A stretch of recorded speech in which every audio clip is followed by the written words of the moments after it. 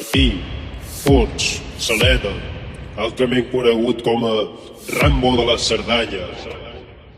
Desenes d'atracaments, tirotejos amb la policia, segrestos i agressions, persecucions i evasions increïbles. És tan sols una petita part de l'amplíssim bagatge criminal d'un dels delinqüents més prolífics de Catalunya. Puig, que actualment té 50 anys, ja va ser condemnat quan en tenia 18 per haver atracat a un taxista.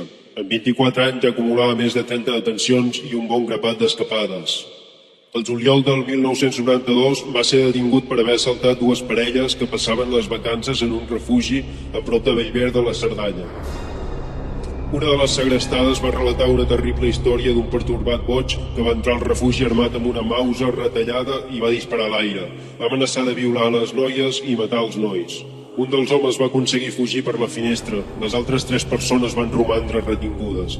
Després d'una llarga estona de terrible patiment, amb el pertorbat amenaçant-los de violar les dones i matar-los després, tement per les seves vides, van decidir passar l'acció. El noi es va llançar cap al pertorbat amb una bombolla de butà i seguidament una de les noies va intentar prendre-li l'arma. Després d'una estona de forcejos i de que una de les noies fos ferida d'un tret al peu, van aconseguir prendre-li l'arma i fugir amb el cotxe de l'agressor. Prop d'allà es van trobar una colla de nois que els van explicar que molt probablement l'home que els havia retingut i agredit era Martí del Pi, altrament conegut com a Rambo de la Cerdanya. Des d'aleshores ençà ha estat condemnat una vintena de vegades, la major part per atemptat i robatori amb violència, atracament amb armada i vestit amb roba militar. Sempre fuig a les muntanyes, on s'amaga durant llargues temporades. La seva gesta més boja fou probablement el 1993. Després d'engegar 5 trets amb una escopeta retallada a uns guàrdies civils que el volien detenir a Bellver, va protagonitzar una fuga de pel·lícula travessant la frontera amb un tractor robat. Els gendarmes van mobilitzar un helicòpter per atrapar-lo, però no ho van pas aconseguir. Puig va arribar fins a Itàlia, on va caure detingut pels carabiners, però la història no va pas acabar aquí. El Rambo es va escapolir emmanillat. Va tornar fins a la Cerdanya, on havia habilitat diversos amatalls amb boscos feréstecs del Pirineu. En provisions, al febrer del 1994 es va allunyar de la Cerdanya i anant per haver amb un cotxe robat, una parella de guàrdies civils li va ordenar que s'aturés. Es va fugar i després de trobar el cotxe en un ral de Viana, va treure l'escopeta retallada i va disparar contra els agents que el perseguien. Hi va haver un intercanvi de trets.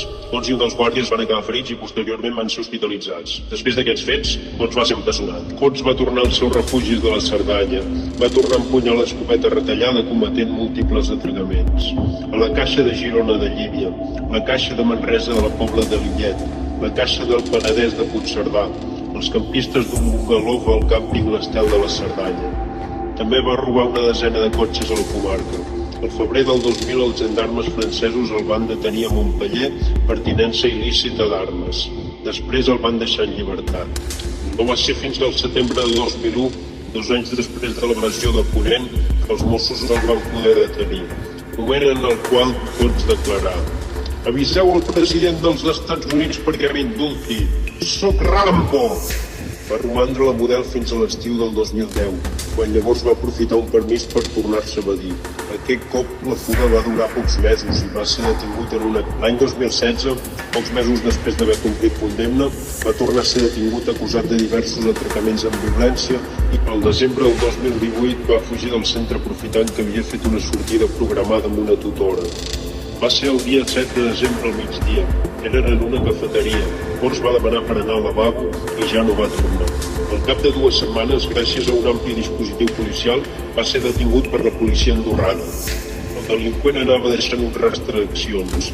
Després d'atracar l'hotel Alt de la Masella i fugir amb un vehicle 4x4 robat, va entrar en una casa d'Arabell, a l'Alt Urgell, on va robar un altre cotxe.